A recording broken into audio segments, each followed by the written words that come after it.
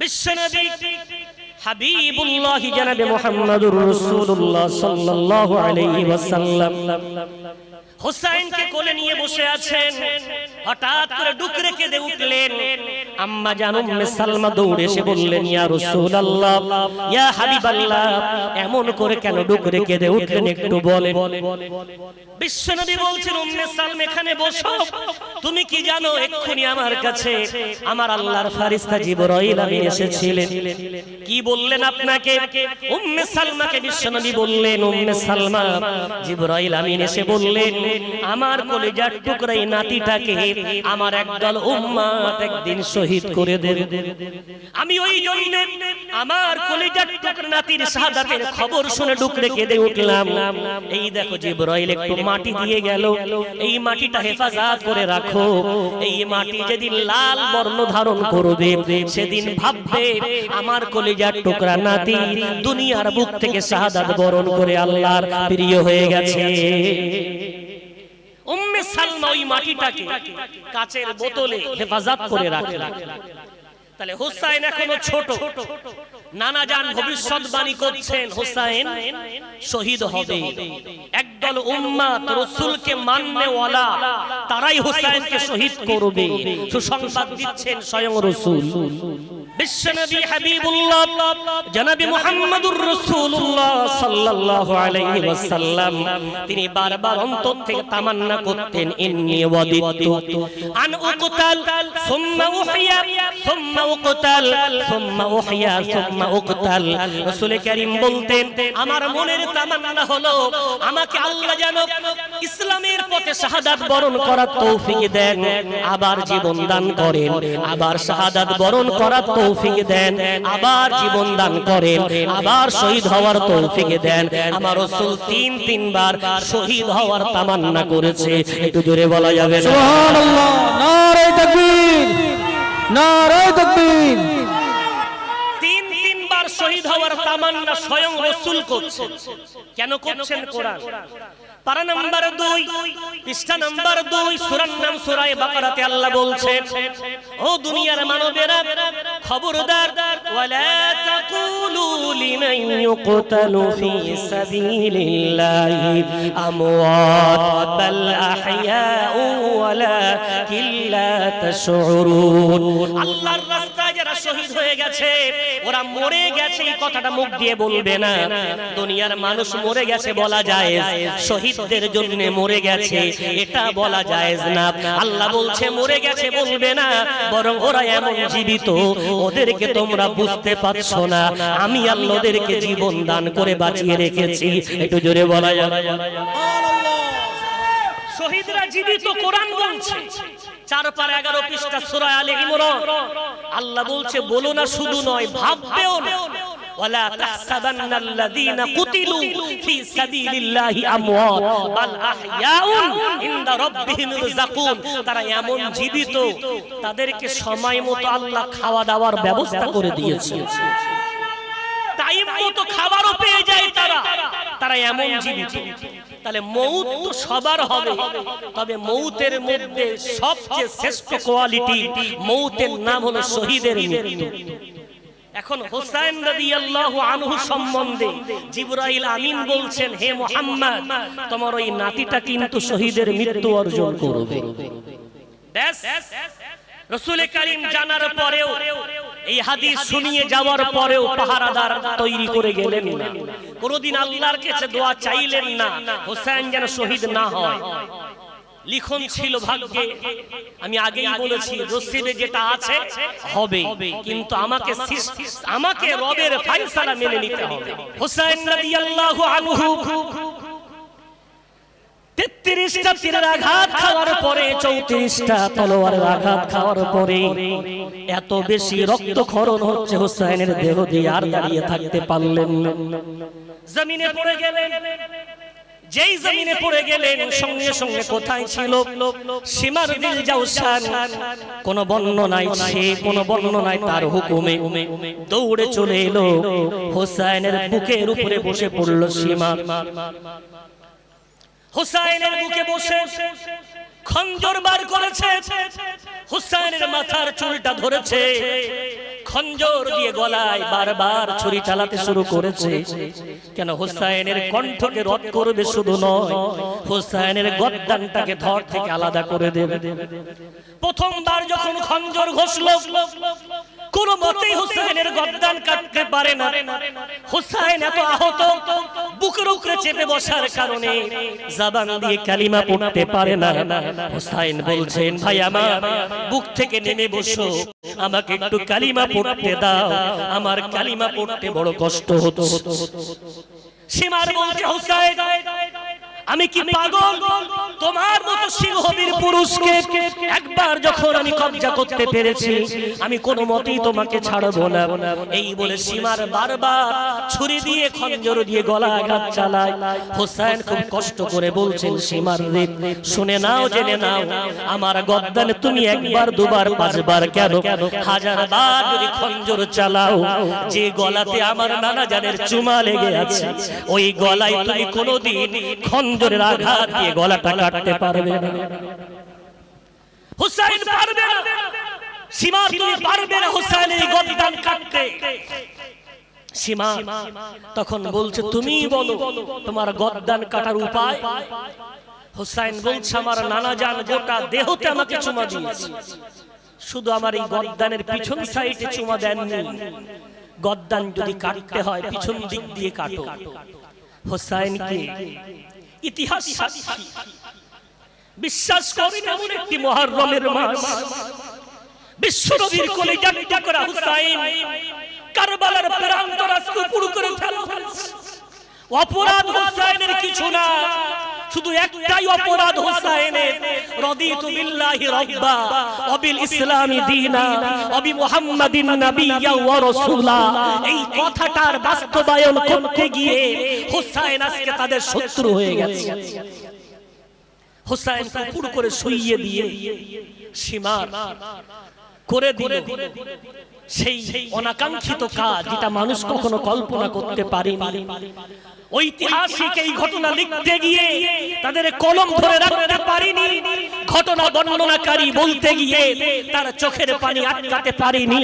হ্যাঁ হ্যাঁ, যে নাতিটা রাসূলের পিঠে চড়ে থাকলে রাসূলকে কেউ বলতেন, হে মুহাম্মদ তুমি কত ধন্য বলো, তুমি হে হোসেন তুমি কত ধন্য বলো, তোমার নানা রাসূলকে তুমি ঘোড়া বানাতে পেরেছো। রাসূল বলতেন, এমন কেন বলছো, আমাকে বলো আমি মুহাম্মদ কত ধন্য, জান্নাতি যুবকদের নেতাকে আমার পিঠে বসাতে পেরেছি। একটু জোরে বলুন সুবহানাল্লাহ।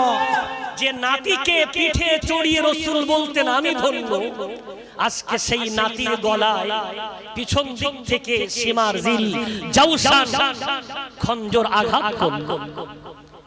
আকাশ বাতাস মুখরিত হয়ে গেল, চতুর্দিকে অন্ধকার ছেয়ে গেল।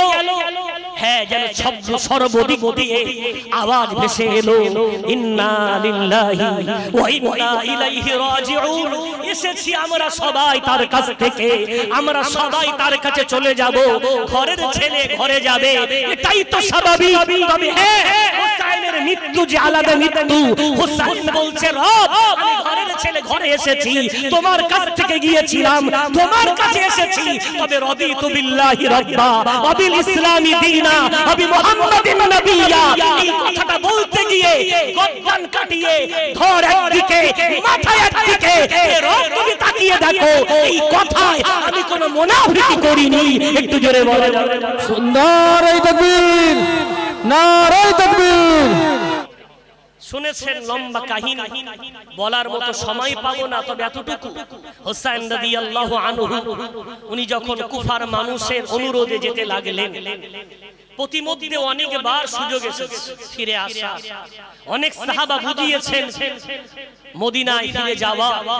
হুসাইন চলছেন গন্তব্যস্থল, চললেন, পৌঁছে গেলেন।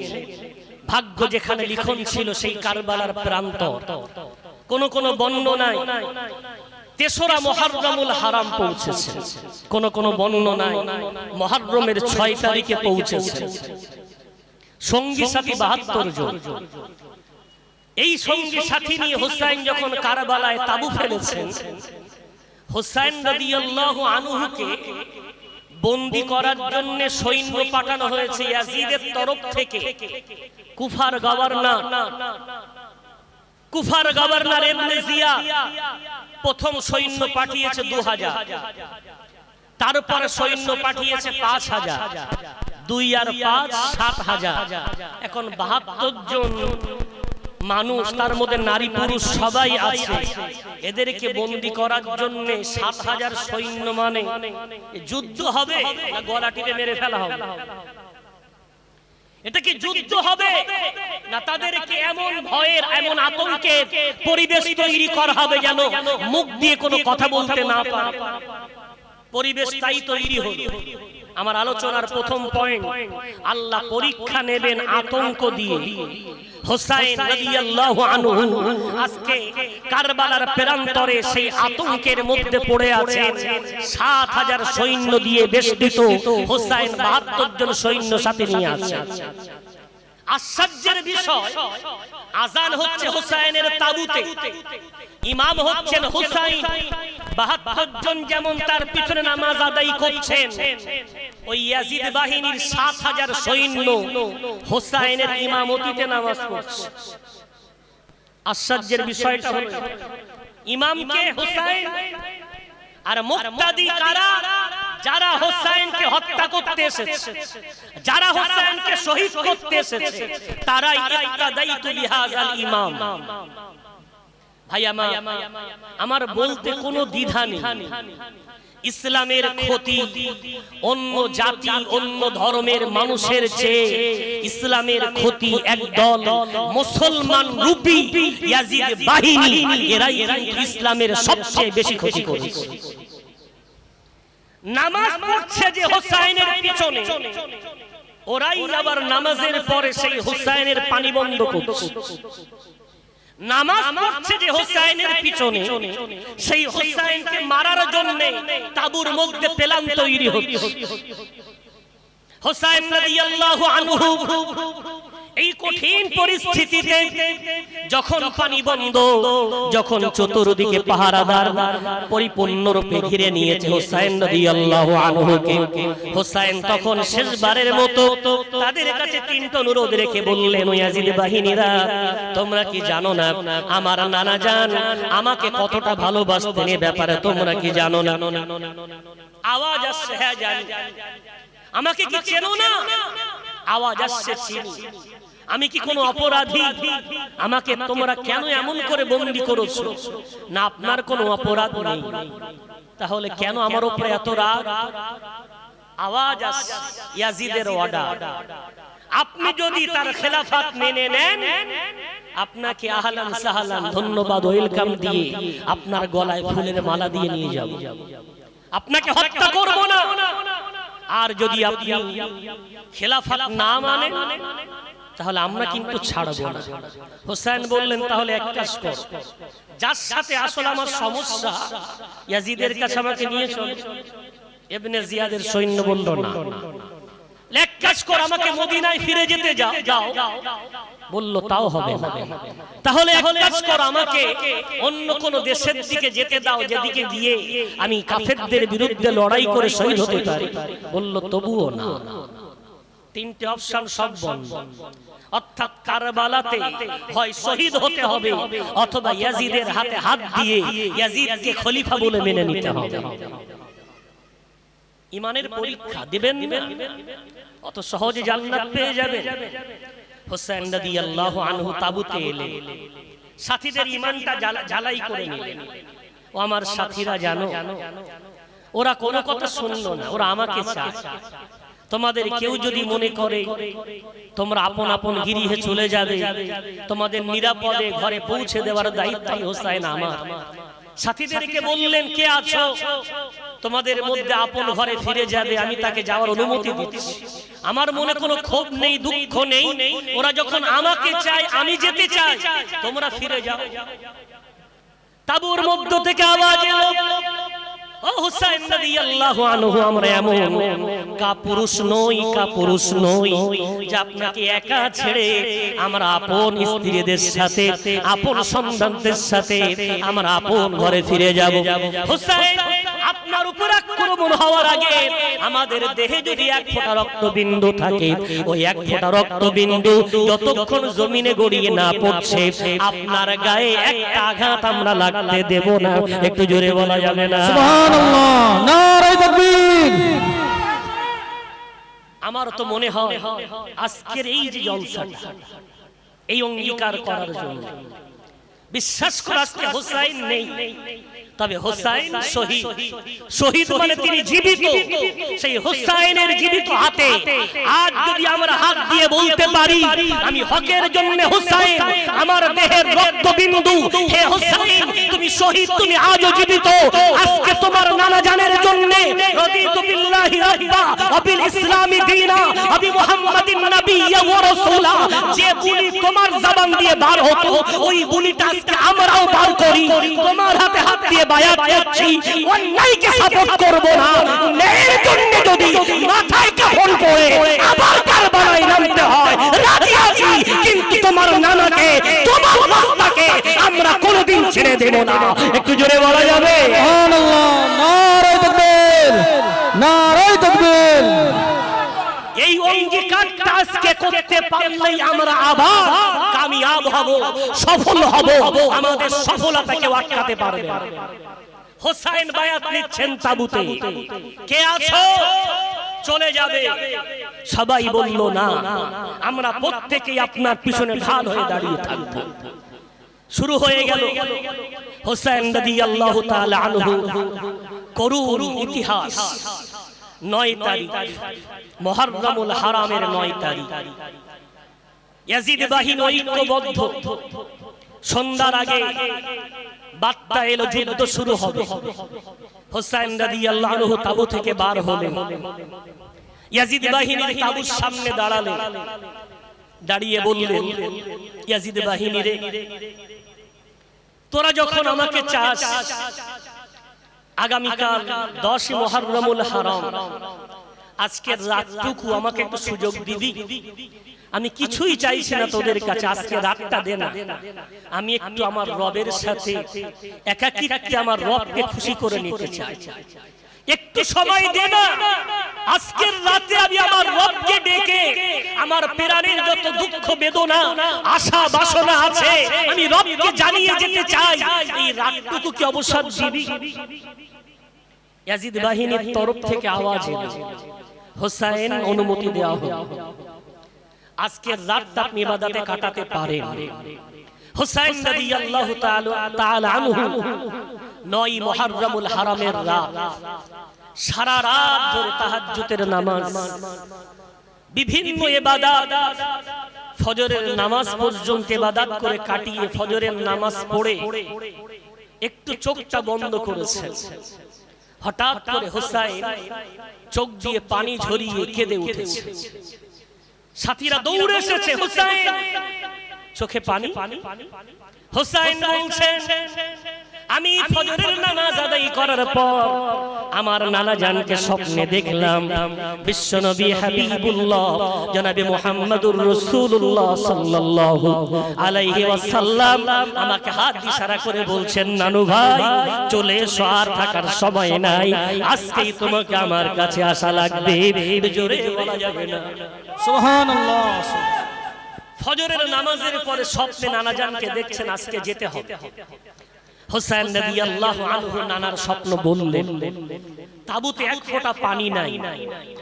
ভাই আমার, মরুভূমিতে পানি না থাকলে কি কষ্ট হতে পারে সেটা যারা মরুভূমিতে ভ্রমণ করেছেন তারাই জানেন, যারা গরম এলাকায় থেকেছেন তারাই জানেন।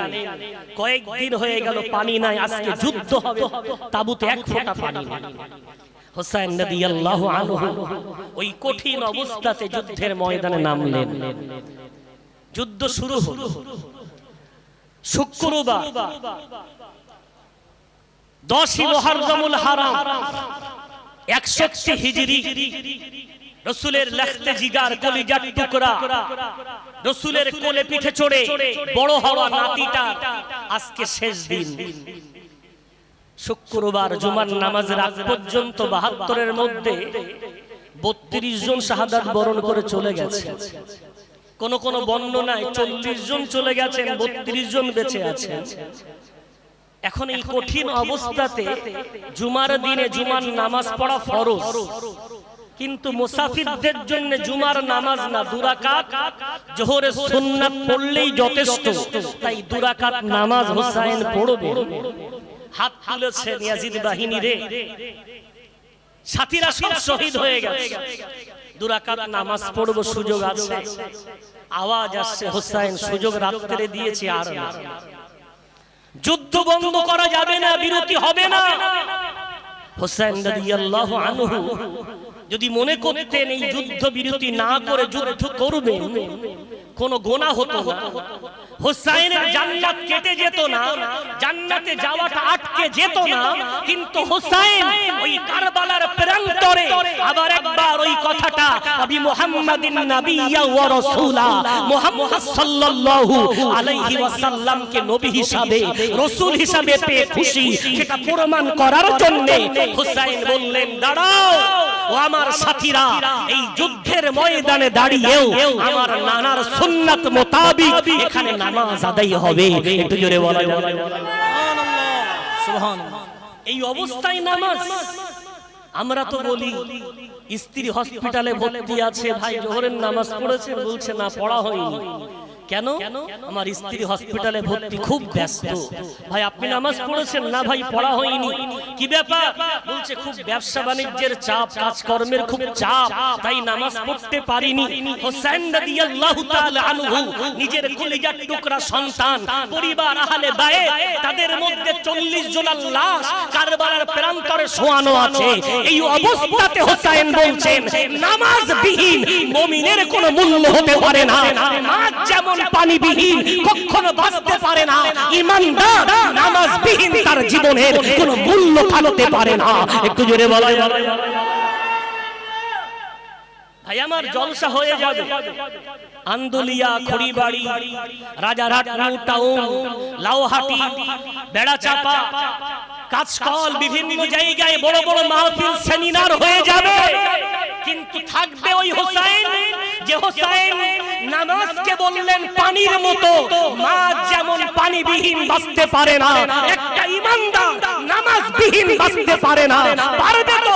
আজকের এই মাহফিলে হাজার হাজার শ্রোতা, হ্যাঁ বড় ভাইজান আসছেন, বিরাট ঐতিহাসিক জলসা হতে যাচ্ছে, পারবেন ওই হুসাইন রাদিয়াল্লাহু আনহুর কণ্ঠে কণ্ঠ মিলিয়ে আমরা নামাজ না পড়ে এই মাহফিলে বসবো না, আমরা নামাজ না পড়ে এই মাহফিল থেকে যাব না, আজকের পর থেকে জীবনে নামাজ ত্যাগ করব না। ঈমানদার মানে পানিবিহীন যেমন মাছের মূল্য নেই, ঠিক তদ্রূপ ঈমানদার নামাজবিহীন তার মূল্য নেই। যদি আপনি ওই নামাজটাকে জীবনে পানির মতো মূল্য দিতে পারেন, ভাইজানের ভক্ত হন, সাহেবের ভক্ত হন, রাসূলের উম্মত হন, ওই উম্মত হওয়াটা, ওই ভালোবাসাটা আপনাকে জান্নাতে নিয়ে যাবে। আর যদি নামাজ না পড়ে আপনি যতই ভাইজান বলে জিন্দাবাদ দেন, যতই নারায়ে তাকবীর বলে, উম্মতে মুহাম্মাদি বলে তাকবীর ধ্বনি দেন, আল্লাহর কসম খেয়ে বলছি, ওই তাকবীর ধ্বনি, ওই মুহাব্বত, ওই ভালোবাসা জান্নাত নয় জাহান্নামে নিয়ে যাবে। নারায়ে তাকবীর। ওই ভালোবাসা কোনো শিখে মূল্য থাকবে না, ওই স্লোগান কোনো কাজ দেবে না, ওই মোহাব্বত কোনো কাজ দেবে না, ওই প্রেম কোনো কাজ দেবে না, ওই তাকবীর ধ্বনিতে কোনো প্রভাব থাকবে না। লাভ তো তখন হবে যখন হুসাইন রাদিয়াল্লাহু আনহুর কণ্ঠে কণ্ঠ মিলিয়ে হুসাইন দাঁড়িয়ে গেছেন নামাজ, মাথার উপরে চলছে তলোয়ারের ঝঙ্কার। কে? রাসূলের কোলে চড়ে বড় হওয়া নাতিটা। কে? সকালবেলা স্বপ্ন দেখেছেন নানাজান ডাকছেন, নানাজান ডাকছেন মানে জান্নাতে যেতে দেরি আছে। সেই নাতিটা কারবালার প্রান্তরে ইমাম হয়ে দাঁড়িয়ে গেছেন, 32 জন সাথী অর্ধেক করে ভাগ করে সালাতুল খাউফে কাতার বন্দী হয়ে দাঁড়িয়ে গেছেন। কারবালার প্রান্তরে হুসাইন তার কপালটাকে জীবনের শেষবারের মতো মাটিতে লাগিয়ে বলছেন, সুবহান রাব্বিয়াল আলা, সুবহান রাব্বিয়াল আলা, সুবহান রাব্বিয়াল আলা। হে আমার মহান প্রতিপালক, তোমাকে আমি পবিত্রতম বলে স্বীকৃতি দিচ্ছি। হে আমার মহান প্রতিপালক, তুমি পবিত্রময়। এই কথা বলতে বলতে আমি হুসাইন তোমার কাছে আসতে চাচ্ছি। একটু জোরে বলা যায় সুবহানাল্লাহ। রাদিতু বিল্লাহি রাব্বা অবিল ইসলাম দীনা অবি মুহাম্মাদিন নাবিয়্যা ওয়া রাসূলা। দেখতে যদি হয় হুসাইনের দিকে তাকান, কারবালার প্রান্তরে হুসাইন রাদিয়াল্লাহু তাআলা আনহু নামাজে দাঁড়িয়ে সেই কথাটার বাস্তবায়ন করছেন। নামাজ হয়ে গেল, 32 জন সঙ্গী সাথী, মতান্তরে 40 জন সঙ্গী সাথী শেষবারের মতো যুদ্ধের ময়দানে নেমে পড়লেন। শহীদ হতে হতে হতে হতে একেবারে শেষ বাতিটা হুসাইন রাদিয়াল্লাহু আনহু নেমে পড়লেন। দিন শেষে তিনি তো রক্তকার আসাদুল্লাহিল গালিব আলী মুরতাদা রাদিয়াল্লাহু আনহুর রক্ত তার মধ্যে যে প্রবাহিত, হুসাইন রাদিয়াল্লাহু তাআলা আনহুর মধ্যে সেই যে আব্বা জানের আসাদুল্লাহিল গালিবের সিংহের রক্ত তার মধ্যে বিরাজ করছে, তার কি প্রমাণ দিতে হবে না? যুদ্ধের ময়দানে নামলেন, যেদিকেই যান যেদিকেই যান যেদিকেই যান ময়দান ফাঁকা, হুসাইনের সামনে কেউ আসতে সাহস পায় না। হুসাইন যেদিকে যাচ্ছে সেদিকের ময়দান ফাঁকা হয়ে যাচ্ছে। এর বলা যাবে বসে নেই শত্রু, সামনে আসতে না পারলেও পিছন থেকে আঘাত। কতটা? 33টা তীর, 33টা ভাই। একবার ভাবেন না, বর্তমান সময়ের আমার বাবাজিরা মসজিদের নামাজে দাঁড়িয়ে গেছে, 3টে মশা মাথার কাছে ভোঁ ভোঁ করছে, পায়ের কাছে এসে আমাকে দংশন করছে। নামাজে পাটা থাকে না, নড়াচড়া করে দেয়। 3টি মশার কামড় আমরা সহ্য করতে পারি না। 2 পা এক জায়গায় করে মশার কামড়টা কিভাবে প্রতিরোধ করব চেষ্টা করি। হুসাইন রাদিয়াল্লাহু আনহুর গায়ে একটা দুটা না 33টা তীরের আঘাত। শুধু এতটুকু 34টা তলোয়ারের আঘাত, রক্তক্ষরণ হচ্ছে। রাসূল যেটা বলেছিলেন, আমার হুসাইন সাইয়্যিদু শাবাবি আহলিল জান্নাহ, জান্নাতি যুবকদের নেতা হবে। কিয়ামতের দিন জানো হুসাইন থাকে সামনে সামনে, আমরা থাকি পিছনে পিছনে, ওই কাফেলায় যেন নামটা থাকে। আল্লাহ তৌফিক দেন, জোরে বলি আল্লাহুম্মা আমিন আমিন। এই শিক্ষাটা যদি নেওয়ার জন্য আজকে আমরা আসি, এই শিক্ষাটা নেওয়ার জন্য যদি বসি, এই শিক্ষাটা নেওয়ার জন্য যদি আমরা হাজির হই, তো ইনশাআল্লাহুল আজিজ আমরা কামিয়াব হয়ে যাব, সফল হয়ে যাব। ঘরের ছেলে ঘরে যাবে, এতে আবার ভয় কিসের? ওই জন্য ইমানদার ও কারবালার প্রান্তরে থাক, ও জেলখানায় ইউসুফ নবীর মতো বন্দী থাক, ইউনুস নবীর মতো মাছের পেটে বন্দী থাক, ইব্রাহিম নবীর মতো আগুনে পড়ে যাক, ওর কোনো ভয় নেই, ওর কোনো তেরাস নেই। কেন? ঘরের ছেলে ঘরে ফিরবো, এটাই তো স্বাভাবিক। আর যদি মনে আছে 5টা ছেলে বিদেশে গিয়েছিল, 3টে ছেলে কাজ ঠিকঠাক করলেও 2টো ছেলে চুরি করে ডাকাতি করে রাহাজানি করে ক্রিমিনাল হয়েছিল। ওরা কিন্তু ঘরে আসতে পারে না, ওরা লজ্জায় কিন্তু গ্রামে ঢুকতে পারে না। ভাই আমার, আমরাও ঘরের ছেলে ঘরে যাব, রবের এই হুকুমটা যদি পালন না করি, রাসূল কারীমের সুন্নাত যদি জীবনে না থাকে, ইসলামের নিয়ম নীতি যদি আমাদের ভালো না লাগে, তাহলে ঘরের ছেলে ঘরে তো একদিন যাব। কবরে আব্দুর রহিমকেও শোয়ানো হবে, আব্দুল করিমকেও শোয়ানো হবে, আমাকে আপনাকেও শোয়ানো হবে। কিন্তু কবরে যাওয়ার পরে প্রশ্ন 4টে নয়, এই 3টেই হবে। মান রাব্বুক ওমা দীনুক ওমান নাবিয়্যুক, যেটাই পড়া ছিল সিলেবাস অনুযায়ী প্রশ্নটা ওখানে হবে। রবকে বলো, ধর্মটা কি বলো, এবং রাসূলকে দেখিয়ে বলো ইনি কে, এনার সম্বন্ধে কি জানো বলো। ইমানদার কবরে যাওয়ার পরে জবান থেকে বার হবে, হ্যাঁ হ্যাঁ আল্লাহ, আমি তো খুব ভালো জানি তিনটি প্রশ্ন হবে বলে আমার গোটা জীবন আমি তোমার হুকুম মতো চালিয়েছি, তোমার হুকুম মতো, ইসলামের নিয়ম মতো, রাসূলের সুন্নাত মতো কাটিয়েছি। তাই তার বলতে দ্বিধা হবে না, আল্লাহু রাব্বি ওয়াল ইসলামু দীনি ওয়া মুহাম্মাদুন নাবিয়্যি ওয়া রাসূলি। উত্তর যখন বার হবে, ফেরেশতা বলবে আমরা জানতাম তুমি এমন উত্তর দেবে, কেননা তোমার সম্বন্ধে অনেক সুসংবাদ আমাদের কাছে পৌঁছেছিল। একটু জোরে বলা যাবে? ওই যেমন তিনটে ছেলে বিদেশে যদি ভালো কাজ করে তো বাড়িতে আসার আগে মুখে মুখে সবাই জানে ও তিনটে ছেলে খুব ভালো, তাই মোট থেকে সবাই বলে এসো এসো, অনেকদিন পরে এলে, তোমার আব্বা বড় ধন্য, তোমাদের মা বড় ধন্য, আমরা এলাকাবাসী ধন্য। হ্যাঁ, তোমরা যেমন মুখ উজ্জ্বল করে গিয়েছিলে আবার মুখ উজ্জ্বল করে বাড়িতে ফিরলে।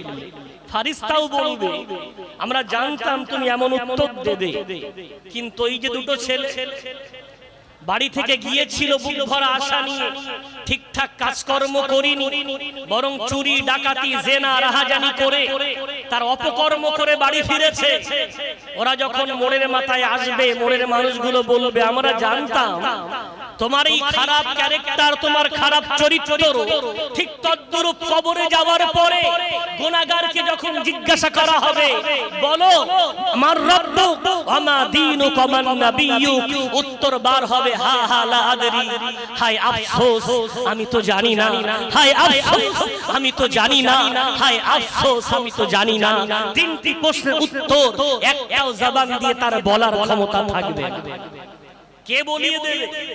কবরে যাবে আপনার স্ত্রী, কবরে যাবে আপনার ইমাম, কবরে যাবে আপনার বন্ধু, কবরে যাবে কোন হাজি গাজী, কেউ যাবে না। মাটি দেওয়ার পরে সবাই আপন ঘরে ফিরে যাবে। আমাকে আপনাকে ওই কবরেই থাকতে হবে। আমার যতটুকু মনে পড়ে, দীর্ঘদিন এই গ্রামে আমার থাকার কারণে আজকে আমাদের সামনে কত বাবাজি বসে আছেন, আবার ওই বাবাজিদের পাশে দাঁড়ানো তারাবির নামাজ পড়া সেই মুসল্লিটা কবরে শুয়ে পড়েছে। কত আমার ভাই এখানে বসে আছেন, আপনার পাশে দাঁড়িয়ে তারাবির নামাজ পড়া ভাইটা কবরে শুয়ে আছে। আজ যদি কবর খোঁড়া জায়েজ থাকতো, ওই মাটিটা উল্টে যদি দেখানো যেত, একবার যদি তাদের কাছ থেকে শোনা যেত ভাই কবরে কেমন আছো, আমরা যেটা বলতাম সেটা পেয়েছো না মিথ্যা মনে হয়েছে, ওরা কিন্তু বারবার বলতো হ্যাঁ হ্যাঁ কোরআনের কথা সঠিক, হাদিসের কথা সঠিক, যেটা বলতে সেটা আমরা এখানে প্রমাণ পেয়ে গেছি। উত্তর দেওয়ার ক্ষমতা থাকবে না, অর্থের দ্বারায়, বাহুবল দ্বারায়, জনবল দ্বারায় উত্তর দেওয়ানো যাবে না। উত্তর দিতে গেলে এটাকে বাস্তবায়ন করে দেখাতে হবে যে আমি আল্লাহকে রব হিসেবে পেয়ে খুশি। ভাই আমার, এখন আমার আলোচনা শুনে হয়তো আমার অনেক ভাই বাবাজি আছেন, মনে মনে একটু হয়তো অসন্তুষ্ট বোধ করছেন বা মনে হতে পারে তাহলে জীবনটা বেকার হয়ে গেল। না ভাই, বিশ্বাস করে আমার এমন একজন রব পেয়েছি, এমন একটা ধর্ম পেয়েছি, এমন একজন রাসূল পেয়েছি যেখানে নিরাশ হওয়ার কোনো রাস্তা নেই। জীবনের একটা বৃহৎ সময় গুনাহে কাটিয়ে ফেলেছি, অপরাধে কাটিয়ে ফেলেছি, তারপরও নিরাশ হয়ে যাবে যদি আমরা আল্লাহর দেওয়া ওই হুকুমটা পালন করতে পারি। পারা নম্বর 28, পৃষ্ঠা নম্বর 20, সূরার নাম সূরা তাহরীম। আলোচনার এটাই শেষ পয়েন্ট। আল্লাহ কি বলছেন? ইয়া আইয়ুহাল্লাযীনা আমানু তুবু ইলাল্লাহি তাওবাতান নাসুহা। ওই ইমানদারেরা অন্যায় করে ফেলেছো, ভুল করে ফেলেছো, গুনাহ করে ফেলেছো, অপরাধে ডুবে গেছো, তারপরেও আমি আল্লাহ তোমাদের আদেশ দিয়ে বলছি তওবার দামানটা ধরে নাও, তওবা করে নাও, ফিরে এসো। আমি আল্লাহ তওবার বিনিময়ে তোমাদের জীবনের সমস্ত গুনাহগুলো maaf করে দেব। জোরে জোরে সুবহানাল্লাহ, নারায়ে তাকবীর, নারায়ে তাকবীর। জীবনে ধরে নেন কারোর বয়স আমাদের 40, কারোর 60, কারো 55, কারো 35, 20 বছর 30 বছর অন্যায় করে কাটিয়ে দিয়েছি। ফিরে আসেন, আল্লাহ বলছেন এসো না বান্দা, গুনাহ করেছো, অপরাধ করেছো, তওবা মানে ফিরে এসো। তওবা শুধু মুখ দিয়ে আস্তাগফিরুল্লাহ পড়ার নাম নয়, অন্তর থেকে দৃঢ় সংকল্প করা, হে আল্লাহ আমি ফিরে আসছি, আর কখনো গুনার দিকে মুখ তুলে তাকাবো না, এই অঙ্গীকার করে ফিরে এসো, আমি রব ক্ষমা করে দেব। এই ব্যাপারে সাইয়্যিদুনা ওমর ফারুক রাদিয়াল্লাহু তাআলা আনহু একটা ছোট্ট ঘটনা বলে আজকের কথা ইতি করব ইনশাআল্লাহুল আজিজ। ওমর ফারুক রাদিয়াল্লাহু তাআলা আনহুর রাজত্ব চলছে।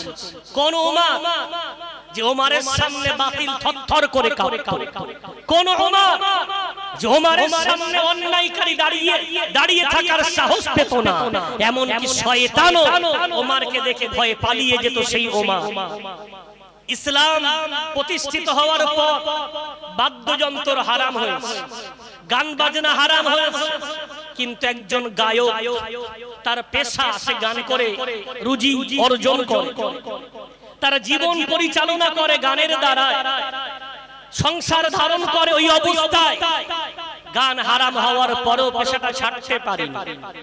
ওমর ফারুক বহুবার তাকে এই পেশা থেকে ফিরে আসার জন্য আদেশ পাঠিয়েছে, অনেকবার তাকে অ্যারেস্ট করার জন্য সৈন্য পাঠিয়েছে, কিন্তু ঠিক চোখের আড়াল করে সে পালিয়েছে। একটা দিন এমন হয়েছে, ওমর ফারুক রাদিয়াল্লাহু তাআলা আনহু তিনি মদিনার মসজিদে মাথার তলে হাত দিয়ে ঘুমাচ্ছেন। ঠিক এমন সময় ওই যে গায়ক, এত বড় অপরাধী, আল্লাহকে মানার পর, রাসূলকে মানার পর একত্ব নামাজ পড়ি, ইসলামের নিয়ম তার ভালো লাগে, রাদিতু বিল্লাহি রাব্বা ওয়া বিল ইসলামি দীনা ওয়া বি মুহাম্মাদিন নাবিয়্যা ওয়া রাসূলা, এই কথাকে বাস্তবায়ন করতে পারিনি। আজকে সেই গায়ক দুপুর বেলা খেতে বসেছে, স্ত্রীকে যেই খাদ্য দিতে বলেছে, তো স্ত্রী খাদ্যের থালা এমন করে ঠেলে দিয়েছে, ওর আত্মসম্মানে লেগেছে। কেন? আজকে আমি উপার্জন করতে পারি না বলে আমার মর্যাদা এই। দুনিয়া বড় স্বার্থের জায়গা ভাই, ইনকাম করে দিতে পারলে সবাই আপনাকে ভালোবাসবে, ইনকাম না করতে পারলে আপনাকে কেউ ভালোবাসবে না। আজকে সে গায়ক, তার গলার সুর নষ্ট হয়ে গেছে, বয়স বৃদ্ধি হওয়ার কারণে সে আর গান গাইতে পারে না, তাই আজকে বাড়ির লোকের কাছে বোঝা হয়ে গেছে। খাদ্য চাইলে সবাই তাকে চোখ দেখায়, গায়ক তার আত্মসম্মানে লেগে খাদ্য না খেয়ে ঘর ছেড়ে দিয়েছে, আর বাড়িতে আসবে না। কোথায় যাবে? যাওয়ার কোনো রাস্তা নেই। তাই জান্নাতুল বাকি কবরস্থানে কিছু কাঁটাদার গাছ আছে, ওই গাছ, ওই ঝোপের আড়ালে বসে আকাশের দিকে হাত তুলে কাঁদছে, ও আমার আল্লাহ, আমি একজন নাফরমান তোমার বান্দা, তোমাকে আল্লাহ বলে জানার পরেও, ইসলামকে ধর্ম হিসাবে জানার পরেও, নবী মুহাম্মদকে রাসূল হিসাবে জানার পরেও আজ পর্যন্ত কোনো ভালো আমল আমার দ্বারাই করতে পারিনি। ও আল্লাহ, এতদিন ধরে তোমাকে ভুলে আমি গুনার জগতে ডুবেছিলাম, ইনকাম করতাম, উপার্জন করতাম বলে আমার গ্রামের মানুষ, আমার এলাকার মানুষ, আমার পরিবারের মানুষ আমাকে ভালোবাসতো। কিন্তু আল্লাহ, আজকে আমি যখন উপার্জন বন্ধ করে দিয়েছি, উপার্জন করতে পারি না, আমি সবার কাছে বোঝা হয়ে গেছি। আল্লাহ, আমার জন্য সব দরজা বন্ধ হলেও আমি জানি তোমার দয়া এত বেশি, তোমার দরজা আমার জন্য খোলা আছে। ও আল্লাহ, তোমার দরবার থেকে আমাকে বিতাড়িত করে দিও না। একটু জোরে বলা যাবে? পাগল হয়ে করুণ সুরে কাঁদছে, সব দুয়ার বন্ধ, আল্লাহ তোমার দুয়ার তো খোলা। এই বলে যখন কাঁদতে শুরু করেছে, ওমর ফারুক নিজে বর্ণনা করছেন, ঘুমের মধ্যে হঠাৎ স্বপ্ন দেখলেন আল্লাহর তরফ থেকে ইলহাম হচ্ছে, ওমর, আমার এক বান্দা বড় অসহায়, জান্নাতুল বাকিতে আমার কাছে সাহায্য চায়। ওমর, যাও না, আমার বান্দাকে একটু সাহায্য করে এসো না। জোরে বলবেন? রবের পক্ষ থেকে আদেশ, ওমর ফারুককে আদেশ, আমিরুল মুমিনিন তিনি, মদিনার বাদশা তিনি, তাকে আদেশ দেয়া হচ্ছে কাকে? ওই গায়ককে সাহায্য করার জন্য। ওমর ফারুক ঘুম থেকে তাড়াহুড়ো করে উঠে দাঁড়ালেন, দৌড়াতে শুরু করেছেন জান্নাতুল বাকির দিকে। সাথী বর্গরা ওমরকে দেখে তারাও দৌড়াচ্ছে। ওখানে বসে থাকা গায়ক ওমরকে দেখে সে ভয়ে দৌড় শুরু করেছে। ওমর বলছে দাঁড়াও। গায়ক বলছে আপনি আমাকে ধরলে তো হত্যা করবেন। বলছে না দাঁড়াও। গায়ক দৌড়ায়, ওমর দৌড়ায়। অনেকক্ষণ দৌড়ানোর পরে ওমর বলছেন গায়ক তুমি দাঁড়াও, তুমি কেন পালাচ্ছ? তখন সে বলছে ওমর তুমি আমাকে ধরলে আমার গর্দান উড়িয়ে দেবে। ওমর বলছে না তুমি দাঁড়াও, আমি তোমাকে সাহায্য করার জন্য আসছি। ওমর যখন এই কথা বলেছে তখন সেই গায়ক সেখানে দাঁড়িয়ে গেছে। দাঁড়িয়ে ওমরকে বলছে ওমর আমাকে সাহায্য করার জন্য আপনি আসছেন কেন? আমার যে সাহায্যের দরকার এই কথা আপনাকে কে জানিয়েছে? ওমর বলছেন কেন? তুমি যাকে জানিয়েছো তিনি আমাকে জানিয়েছেন তোমার সাহায্যের দরকার। গায়ক বলছে তার মানে আল্লাহ আপনাকে বলেছেন? বলে হ্যাঁ, আল্লাহর তরফ থেকে আমাকে আদেশ করা হয়েছে আমি যেন তোমাকে সাহায্য করি। গায়ক তারা দাঁড়িয়ে থাকতে পারে না, চোখ দিয়ে টপ টপ করে পানি পড়ে। ওমরকে বলছো ওমর আমাকে একটু অনুমতি দাও, যে রবের জন্য জীবনে কোনোদিন আমি রবকে খুশি করার জন্য কোনো ভালো কাজ জীবনে করতে পারিনি। আজকে অন্তিম সময়ে জীবনের শেষ লগ্নে এসে সারা জীবন অবাধ্য হওয়ার পরেও একবার রবের কাছে ক্ষমা চেয়ে আমি কান্না দিলাম, আর আমার আল্লাহ আমাকে মাফ করে দিয়ে সাহায্য করার জন্য আপনাকে পাঠিয়ে দিলেন। একটু আমাকে অনুমতি দাও, আমি রবের সামনে মাথা ঝুঁকিয়ে এমন সিজদা দেব যেন ওই সিজদায় আল্লাহর প্রিয় হয়ে যেতে পারি। একটু জোরে বলা যাবে না? আমাকে অনুমতি দাও, এমন একটা সিজদা আমি দেব ওই সিজদাই যেন জীবনের শেষ সিজদা হয়। ওমর ফারুক রাদিয়াল্লাহু তাআলা আনহু বললেন যাও শুকরিয়া আদায় করো। গায়ক সিজদায় লুটিয়ে পড়ল, জমিনে গিয়ে রবের কাছে কেঁদে কেঁদে বলল হে আল্লাহ আমি সাক্ষ্য দিচ্ছি দুনিয়ার প্রতিটি মানুষ স্বার্থের জন্য ভালোবাসে, একমাত্র তুমি আল্লাহ বান্দাকে নিঃস্বার্থ ভালোবাসো। আল্লাহ আমি তার প্রমাণ পেয়েছি, তাই কপালটা ঝুঁকিয়ে তোমার শুকরিয়া আদায় করছি। ওই অবস্থাতেই ওই নামাজের মধ্যেই সিজদাতে আল্লাহর বান্দা আল্লাহর কাছে প্রিয় হয়ে চলে গেলেন। একটু জোরে বলা যাবে? ভাই আমার এই ঘটনা থেকে আশা করি আপনারা বুঝতে পারছেন পাপ যত বেশি হোক না কেন, গোনা আসমান ছুঁয়ে ফেলুক না কেন, আমাদের অপরাধ যতই বেশি হোক না কেন, আমাদের রবের দয়া আমাদের পাপের চেয়ে অনেক অনেক গুণে বেশি। একটু জোরে বলা যাবে?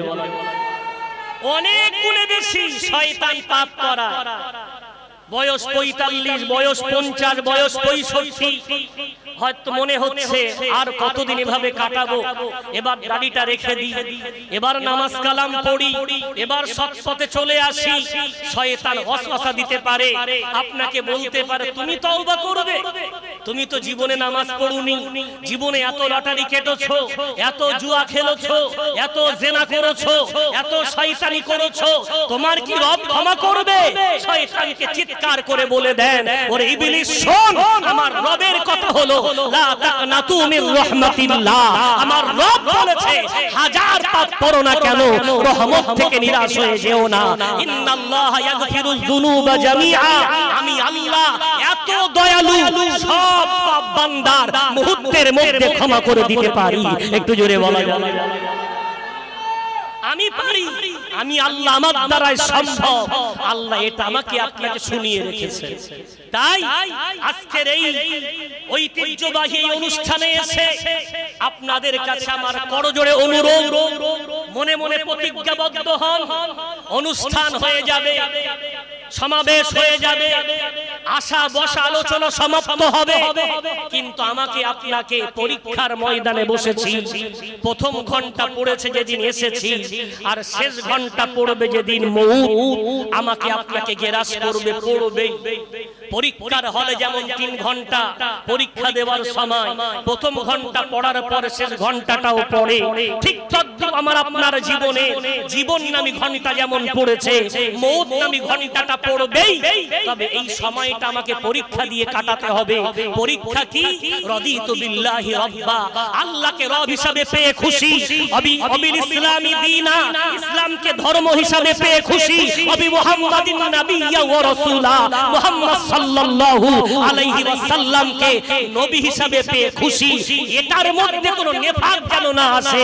এটার জন্য যদি হুসাইনের মতো আবার গর্দান কাটাতে হয়, ইব্রাহিম নবীর মতো আগুনে পুড়তে হয়, ইউনূস নবীর মতো দরিয়ায় তলিয়ে যেতে হয়, আবার যদি আমাকে আপনাকে নতুন করে আমার আল্লাহর দেওয়া ওই জীবনটাকে রবের জন্য বিলীন করতে হয়, যদি আমরা করতে পারি তবে প্রমাণ হবে ঘরের ছেলে ঘরে যাবে। ইন্না লিল্লাহি ওয়া ইন্না ইলাইহি রাজিউন। এসেছিলাম তার কাছ থেকে, তার কাছে যাব, এতে আবার দ্বিধা কিসের? আনন্দ চিত্তে যাব, গর্বের সাথে যাব, না আছে ভয়, না আছে ডর। ওয়ালা খাউফুন আলাইহিম ওয়ালা হুম ইয়াহজানুন। আমাদের শেষ জয় হবে। রব্বুল আলামিন এটাই বলেছেন, ওয়ালা তাহিনু ওয়ালা তাহজানু ওয়া আনতুমুল আ'লাউনা ইন কুনতুম মুমিনিন। তোমাদের মাথা সবার উঁচুতে থাকবে, তোমরাই বিজয়ী হবে, তোমাদের সফলতা আবার আসবে। তবে শর্ত হলো আমাকে যেন ভুলে যেও না। যারা বলবেন আমাকে যেন ভুলে যেও না, রবকে যেন ভুলে যেও না। আল্লাহ বলছে আমাকে যদি ভুলে না যাও তোমরাই সফল হবে। তাহলে আজ আমরা এখানে এসেছি, আগামী দিন আরো কোন জায়গায় যাব। আমরাও যেমন এক মঞ্চ থেকে অপর মঞ্চে, আপনারাও এক মঞ্চ থেকে আরেক মঞ্চে যাবে।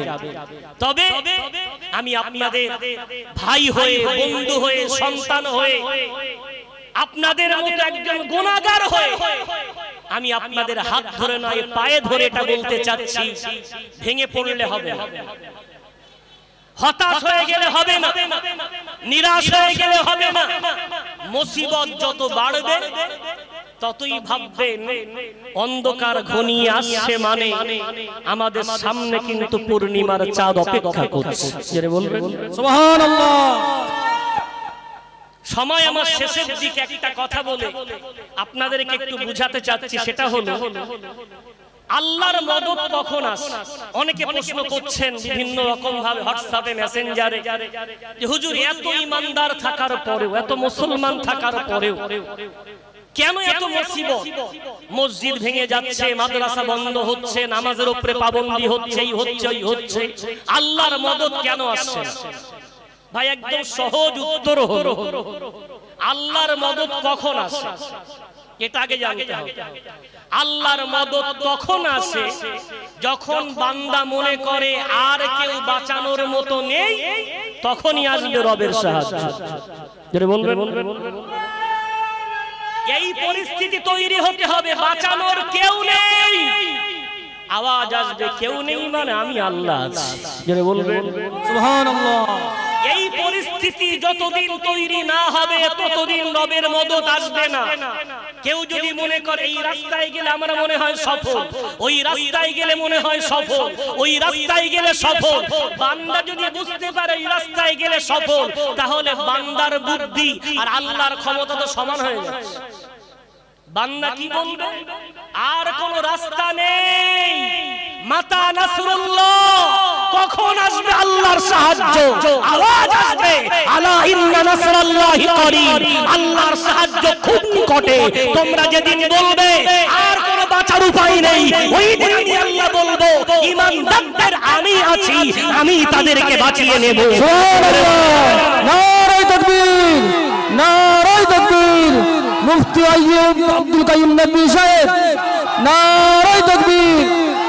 মদদ আসবেই, কোনো সন্দেহ নেই। তবে ওই অপেক্ষাটা আমাকে আপনাকে করতে হবে। সব রাস্তা বন্ধ। পরীক্ষা দেখেছেন, ইব্রাহিম নবী আগুনে পুড়ে গেছে, পড়ে গেছে। তাকান, এলাকার মানুষ সবাই বলছে ওই আগুন কোন আগুন? যার ধারে পাশে পাখি যেতে পারছে না, ঝলসে যাচ্ছে, মানুষ দাঁড়াতে পারছে না, পুড়ে যাচ্ছে। তাই তাকে রবারে বসিয়ে আগুনে ফেলা হয়েছে। এত ভয়ানক অগ্নিকুণ্ড ইব্রাহিম বাঁচতেই পারে না। কোরআন বলছে পারে না মানে তাকাও 17 পারা 6 পৃষ্ঠা সূরা আম্বিয়া আল্লাহ বলছেন কুল্লা ইয়া নারু কুনি বারদাও ওয়া সালামান আলা ইব্রাহিম। ওরে আগুন তোর স্রষ্টা আমি, ইব্রাহিমের স্রষ্টা আমি, আমার হুকুম তোর মানো পরিহার্য। ওরে আগুন হয়ে যা আমার ইব্রাহিমের জন্য আরামদায়ক ফুলের বাগান। সবাই বলছে ইব্রাহিম তো পুরো সরকার হয়ে গেছে, সবাই বলছে ইব্রাহিম তো ভস্ম হয়ে গেছে, কিন্তু দেখা যাচ্ছে না না ইব্রাহিম আগুন থেকে বেরিয়ে আসছে, তার গায়ের একটা লোম আগুন স্পর্শ করতে পারেনি। এর নাম হলো রবের মদদ। একটু জোরে বলা যাবে সুবহানাল্লাহ। দেখতে পাচ্ছেন না চতুর্দিকে আমরা গ্রাস হয়ে গেছি, বন্দী হয়ে গেছি, আমাদের কণ্ঠ রোধ করা হচ্ছে, আমাদের তাকবীর ধ্বনির উপরে মানুষের অ্যালার্জি তৈরি হয়েছে, আমাদের আযান নিয়ে মানুষের কষ্ট হচ্ছে, ইবাদত নিয়ে কষ্ট হচ্ছে, চতুর্দিকে আমাদের বন্ধ আগুন তৈরি করা হয়েছে। আগুন জ্বালিয়ে দাও, গোটা পৃথিবী যদি জ্বলতে থাকে ঈমান মিটেনি, ইসলাম মিটেনি, কিয়ামত পর্যন্ত মিটবে না। যারা এই মিটাতে এসেছে তারাই শেষ হয়ে গেছে। এটাই হলো কোরআন, এটাই রাসূলের ইতিহাস, এটাই হলো ইসলাম। একটু জোরে বলা যাবে সুবহানাল্লাহ। নারে তাকবীর। স্পষ্ট ভাষায় আল্লাহ কোরআনুল কারীম 10 বার 11 পৃষ্ঠা সূরা তাওবাতে আল্লাহ বলছেন ইউরিদুনা আন ইউতফিউ নূরাল্লাহি বিআফওয়াহিহি। ওদের কাজ কি জানো? ওরা মনে করে ফুৎকার করে আল্লাহর জ্যোতি ইসলামটাকে নিভিয়ে দেবে। ওরা মনে করে টেনির আগুনের মতো মনে হয় এমন আগুন ফুৎকার করে নিভিয়ে দেওয়া যায়। কারবালার প্রান্তরে মেটানো যায়নি, অগ্নিকুণ্ডে ইব্রাহিমকে মেটানো যায়নি, মুসা কালিমুল্লাহ ফেরাউনের সামনে তাকে মেটানো যায়নি, ইব্রাহিম নবী নমরুদের সামনে তাকে মেটানো যায়নি। ফুৎকার করে মিটিয়ে দেবে যারা বলেছে তারা মিটে গেছে, কিন্তু ইসলাম ছিল, আছে, কিয়ামত পর্যন্ত থাকবে। বিশ্বনবীর ইতিহাস আপনাদের জানলে চোখ দিয়ে পানি পড়বে। রাসূল কারীম মাতৃভূমি ত্যাগ করে মদিনায় গিয়েছিলেন, যেটাকে আমরা হিজরত বলি। মাতৃভূমিতে ফিরতে সময় লাগলো 7 বছর। 7 বছর পরে আমার রাসূল মক্কায় ফিরেছেন। প্রাণপ্রিয় সেই কাবা বাইতুল্লাহ তাওয়াফ করা শুরু করেছেন। কাবার পাশে বড় বড় পাহাড়, কাফেররা বসে বসে টিটকিরি কাটছে আর বলছে দেখ দেখ মুহাম্মদ আমাদের ছেলেগুলোকে নিয়ে গিয়ে রোগগ্রস্ত করে ফেলেছে, ওরা আর চলতে পারে না, ওদের মাজাগুলো সব দুর্বল হয়ে গেছে, ওরা আর হাঁটতে পারছে না, দেখ কিভাবে দুর্বল হয়ে বেড়াচ্ছে।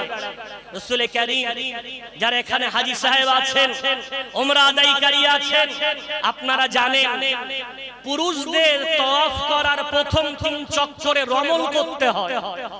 রমল মানে সেনার মতো একটু হাত উঠিয়ে, যেমন সৈন্যরা প্যারেড করে এমন একটু ক্ষমতা প্রদর্শন করে হয়। তো হাঁটি তো বটে, কোথা থেকে এলো এই সুন্নাত? এই সুন্নাতটা এলো রাসূল কারীম যখন কানে আওয়াজ পেলেন, কাফেররা বলছে মুহাম্মদ দুর্বল হয়ে গেছে, মক্কার ছেলেগুলোকে মদিনায় নিয়ে দুর্বল করে ফেলেছে, অহংকার করা শরীয়তে হারাম। রাসূল বলছিল আমার সাহাবারা একটু দেখিয়ে দাও তো আমরা দুর্বল না আমরা সবল? আল্লাহর ঘরের সামনে আছি বলে মাথা নত করে আছি, কিন্তু আমরা দুর্বল নই।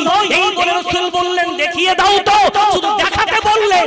সাহাবারা যখন সৈন্যের মতো প্যারেড করতে লাগলেন, 3 চক্কর পূর্ণ হওয়ার আগে গোটা কাফের পালিয়ে গেল। ওরা বলল না না আমরা ভুল বলেছি, মুহাম্মদ দুর্বল নয়, মুহাম্মাদের সাথীরা দুর্বল নয়, তারা তো বিরাট সবল। একটু জোরে বলা যাবে সুবহানাল্লাহ। আজকে তাওয়াফ করবেন যারা জান্নাতে যাওয়ার নিয়ত করেন, আর তাওয়াফ করবেন আর তাকাবেন আজকে পাহাড় নেই, ওখানে বিরাট বিল্ডিং আছে, তাকিয়ে বলবেন ওরে আবু জেহেল আছিস কোথায়, তাকিয়ে দেখ, ওরে আবু লাহাব আছিস কোথায়, তাকিয়ে দেখ। তোরা তো বলতিস ওরে মুহাম্মদ তোমার তো কোনো পুত্র সন্তান নেই, তুমি চলে গেলে ইসলাম বিলীন হয়ে যাবে, তুমি চলে গেলে ইসলাম নষ্ট হয়ে যাবে। আছিস আবু জেহেলের দল, তাকিয়ে দেখ ওই রাসূল চলে চলে যাওয়ার পরে তার কোটি কোটি উম্মত ওই সুন্নাতটাকে আজ ধারণ করছে। তোদের কথা মনে করার মতো পৃথিবীতে কেউ নেই, কিন্তু আমার নবীর কথা মনে করার মতো কোটি কোটি উম্মত বেঁচে আছে। একটু জোরে বলা যাবে সুবহানাল্লাহ। এটাই হলো ইসলাম, এটাই হলো দ্বীনে মুহাম্মাদী, এটাই হলো আমার রবের দেওয়া সেই নূর। আল্লাহ বলেছেন ওরা ফুৎকার করে মনে করে এই আইন করলে মনে হয় নিভে যাবে, ওই আইন করলে মনে হয় নিভে যাবে। তোমরা হাজার আইন করো না কেন? আমাদের মূল আইন প্রদানকারী হলেন আসমানের মালিক আমাদের আল্লাহ। যেটা বলবেন না, ওই জন্য কোনো ভয় খাবেন না, হতাশ হয়ে যাবেন না, আতঙ্কিত হবেন না, ভেঙে পড়বেন না। কোরআনকে যদি বিশ্বাস করেন, ইসলামকে যদি মানেন, রাসূলকে যদি কান্ডারি মনে করেন, তাহলে হাত ধরে নয় পা ধরে করজোড়ে অনুরোধ করছি, হতাশের কোনো জায়গা ইসলামে নাই। ঈমান মজবুত করেন, রবকে সঙ্গে রাখেন, শেষ হাসিটা আমরাই হাসবো ইনশাআল্লাহ। আল্লামা ইকবাল বলেছেন कत्ल हुसैन असल में मर्ग यजीद है, कत्ल हुसैन असल में मर्ग यजीद है, इस्लाम जिंदा होता है हर करबला के बाद। প্রকৃতপক্ষে বাহ্যিকভাবে হুসাইনের শহীদ হয়ে যাওয়াটা এটা পরাজয় নয়, এটা হেরে যাওয়া নয়, এটাই হলো ইসলামের জয়ের দিক। কেন ইসলাম জীবিত হয় এমন কুরবান হওয়ার পরে, ইসলাম জীবিত হয় এমন পরীক্ষার পরে, ইসলাম জীবিত হয় এমন কঠিন আল্লাহর সামনে জীবন উৎসর্গ করার পরে। একটু জোরে বলো ভাই আমার। তাই আপনাদের কাছে আমি গুনাহগার আব্দুল কাইয়ুম নাদভী করজোড়ে অনুরোধ রেখে আমার কথা ইতি করার জন্য আমি অনুমতি চাইছি। আপনাদের এই আশা, আপনাদের এই বসা, আপনাদের এই শোনাকে আল্লাহ কবুল করেন, আল্লাহ ঈমানি ক্ষমতা বৃদ্ধি করেন, ইসলামের জন্য আবার একবার জান মাল উৎসর্গ করার মতো মন মানসিকতা আল্লাহ প্রদান করেন। যতই পরিস্থিতি খারাপ হোক, নিরাশ না হয়ে আল্লাহর কাছে হাত তুলে রবের হুকুমগুলো পালন করে জীবনটাকে সুন্দর করে সাজিয়ে তোলার জন্য আমরা ঐক্যবদ্ধ হই ইনশাআল্লাহুল আজিজ। শেষ ও দুনিয়ার মানবেরা, ও ঈমানদারেরা, আমি আল্লাহ অবশ্যই তোমাদেরকে পরীক্ষা নেব। আমি আল্লাহ তোমাদেরকে বিভিন্ন মাধ্যমে পরীক্ষা নেব। তুমি যে কামিল ঈমানদার কি নাকিস ঈমানদার, তুমি পূর্ণ ঈমানদার না দুর্বল ঈমানদার, তোমাকে কিন্তু এই পরীক্ষার মাধ্যমে প্রমাণ করে দেখাতে হবে। আমরা প্রত্যেকেই জানি যে আমরা যারা আহলে ঈমান এনেছি, আমাদের প্রত্যেকের তাকদীরের প্রতি একটি বিশ্বাস আছে। কেন ঈমানদার এরা তাকদীর বিশ্বাস করে। আমানতু বিল্লাহি ওয়া মালাইকাতিহি ওয়া কুতুবিহি ওয়া রুসুলিহি ওয়াল ইয়াউমিল আখিরি ওয়াল কদরি খাইরিহি ওয়া শাররিহি। তাকদীরের মধ্যে আল্লাহ ভালো মন্দ যেটাই লিখেছেন এটা আমরা বিশ্বাস করি। কেন ঈমানদার আমরা। এখন প্রশ্ন হতে পারে, তাকদীর যখন আল্লাহ লিখেছেন, জান্নাতীকে জাহান্নামীকে আল্লাহ নির্ধারণ করে দিয়েছেন, তাহলে আল্লাহ আমাদেরকে দুনিয়ায় কেন পাঠালেন? আল্লাহ তো নির্ধারণ করে রেখেছেন এরা যাবে জান্নাতে, এরা যাবে জাহান্নামে। দুনিয়ায় পাঠানোর কি দরকার? আল্লাহ তো তৈরি করার পরেই এক দলকে জান্নাতি এক দলকে জাহান্নামী বানাতে পারতেন, কিন্তু বানালে কি সমস্যা হতো? পরীক্ষা কেন নিতে হয়? যাদেরকে জাহান্নামী বানানো হতো তারা আল্লাহর কাছে অবজেকশন করে বলতেন, হে আমার আল্লাহ, আপনি তো ওই জান্নাতি মানুষের মতো আমাকেও দুটো চোখ দিয়েছেন, একটা মুখ দিয়েছেন, দুটো হাত দিয়েছেন, দুটো পা দিয়েছেন, আমাদেরকে জাহান্নামী বানালেন আর ওদেরকে জান্নাতি বানালেন, আমাদের অপরাধ কি? তো আল্লাহ যদি বলতেন আমি জানি তোমরা জাহান্নামী হওয়ার যোগ্য, এটা কিন্তু ওরা মেনে নিত। ওরা বলতো আল্লাহ কি করে জানলেন আমরা জাহান্নামী হওয়ার যোগ্য? এটা বোঝানোর জন্য আমি একটা উদাহরণ দিতে পারি। উদাহরণটা ঠিক এমন, আমাদের যারা প্রাইভেট টিচার সমাজে বিভিন্ন জায়গায় প্রাইভেট পড়ান, 20টা 25টা 30টা স্টুডেন্ট তাদের সামনে আছে। প্রাইভেট টিচারকে আপনি জিজ্ঞাসা করলে আপনার এই ছাত্রদের মধ্যে কে ফার্স্ট হওয়ার যোগ্য, কে সেকেন্ড হওয়ার যোগ্য, কে থার্ড হওয়ার যোগ্য প্রাইভেট টিচার কিন্তু নির্বিধায় বলে দেয়, এ হবে ফার্স্ট, এ হবে সেকেন্ড, এ হবে থার্ড। প্রাইভেট মাস্টাররা বুঝতে পারেন না? পারে। কিন্তু এই যে বুঝতে পেরেছেন মানে প্রাইভেট মাস্টার কি তাদেরকে রেজাল্ট ধরিয়ে দিতে পারেন? যদি রেজাল্ট ধরিয়ে দেন তো বাকি যে 17টা বাচ্চা আছে অবজেকশন করবে। কিসের ভিত্তিতে আপনি এদেরকে ফার্স্ট সেকেন্ড থার্ড বানালেন? আপনি পড়ান আমাদের সবাইকে, কেন ফার্স্ট সেকেন্ড বানালেন? মাস্টারের কোনো উত্তর থাকবে না। তো এই মাস্টার কি করে? দিন শেষে একটা পরীক্ষার ব্যবস্থা করে, আর পরীক্ষা নেওয়ার পরে দেখা যায় মাস্টার যাদেরকে ফার্স্ট বলেছিলেন, সেকেন্ড বলেছিলেন, থার্ড বলেছিলেন, তারা কিন্তু ওই ফার্স্ট সেকেন্ড থার্ডই হয়, কিন্তু পরীক্ষা দেওয়ার পরে নির্বাচিত হয় বিনা পরীক্ষায় না। ঠিক রব্বুল আলামিন আমাদের প্রত্যেককে আমাদের আব্বা আদম আলাইহিস সালাতু ওয়াস সালামের পিঠের ডাড়া থেকে যেদিন বার করেছিলেন, পারা নম্বর 9 পৃষ্ঠা নম্বর 12 সূরার নাম সূরাতুল আরাফের মধ্যে আল্লাহ বলেন, ওয়া ইয আখাযা রাব্বুকা মিন বানি আদম মিন যুহুরিহিম যুররিয়াতাহুম ওয়া আশহাদাহুম আলা আনফুসিহিম আলাস্তু বিরাব্বিকুম ক্বালু বালা। আল্লাহ বলছেন স্মরণ করো সেই সময়ের কথা, তোমাদের আব্বা আদমের পিঠের ডাড়া থেকে আমি আল্লাহ যখন তোমাদের প্রত্যেককে বার করলাম, আমি আল্লাহ বার করার পরে জিজ্ঞাসা করলাম, আলাস্তু বিরাব্বিকুম, আমি কি তোমাদের রব নই? আমি কি তোমাদের স্রষ্টা নই? আমি কি তোমাদের প্রতিপালক নই? তোমরা প্রত্যেকেই কিন্তু বলেছিলে কেন নও? প্রত্যেকেই স্বীকার করেছিলে আল্লাহ তুমি আমাদের রব, এতে আমাদের কোনো সন্দেহ নাই। সবাই কিন্তু সেদিন মেনে নিয়েছিলে, সবাই স্বীকার করেছিল। এখন আমি আল্লাহ ওই স্বীকারটা তুমি সত্য সত্য করছো কি না, সত্য সত্য করছো কি না, এটা প্রমাণ করার জন্য দুনিয়ায় পাঠিয়েছি পরীক্ষা নেওয়ার জন্য। আল্লাহ বললেন ওই প্রাইভেট টিচার যেমন জানেন কে ফার্স্ট, কে সেকেন্ড, কে থার্ড, তারপরেও পরীক্ষা নেন, আমি আল্লাহও জানি কারা সত্য বলছো, মিথ্যা বলছো, কারা আমাকে রব বলে মানবে, কারা মানবে না আমি জানি, কিন্তু তারপরেও ফয়সালা আমি এখন করব না। দুনিয়ায় পাঠানোর পর আমি প্রমাণ করব যে তোমাদের মধ্যে কে এই কথাটা সত্য বাস্তবায়ন করে দেখাবে আর কে মিথ্যা বাস্তবায়ন করবে, সেটা আমি প্রমাণ করব। পারা নম্বর 29 পৃষ্ঠা নম্বর 11 পৃষ্ঠা নম্বর 1 সূরার নাম সূরা মুলকের মধ্যে রব্বুল আলামিন বলেন, আল্লাযী খালাকাল মাউতা ওয়াল হায়াতা লিয়াবলুয়াকুম আইয়ুকুম আহসানু আমালা। আমি আল্লাহ তোমাদের জীবন এবং মওত, জীবন এবং মৃত্যু আমি আল্লাহ নির্দিষ্ট করে দিয়ে তার মাঝে একটা সময় নির্ধারণ করে দিলাম। আমি দেখতে চাই, আমি পরীক্ষা নিয়ে দেখতে চাই তোমাদের মধ্যে কে কত সুন্দর আমল করে আমার কাছে আসতে পারে। আমি এটা দেখার জন্য তোমাদেরকে দুনিয়ায় পাঠিয়েছি। নবী আদম আলাইহিস সালাতু ওয়াস সালাম থেকে নিয়ে আমাদের নবী মুহাম্মদ সাল্লাল্লাহু আলাইহি ওয়াসাল্লাম পর্যন্ত 1,24,000 মতান্তরে বহু নবী রাসূলকে পাঠিয়েছেন। এমন আমাদের মতো কোটি কোটি ঈমানদার দুনিয়ায় প্রেরণ করা হয়েছে, কোটি কোটি বান্দা আল্লাহ প্রেরণ করেছেন, পাঠিয়েছেন। একটাই উদ্দেশ্য, কে কতটা রবের সেই হুকুম পালন করতে পারে। আজ মুহররমুল হারাম 1448 হিজরির এটা প্রথম মাস।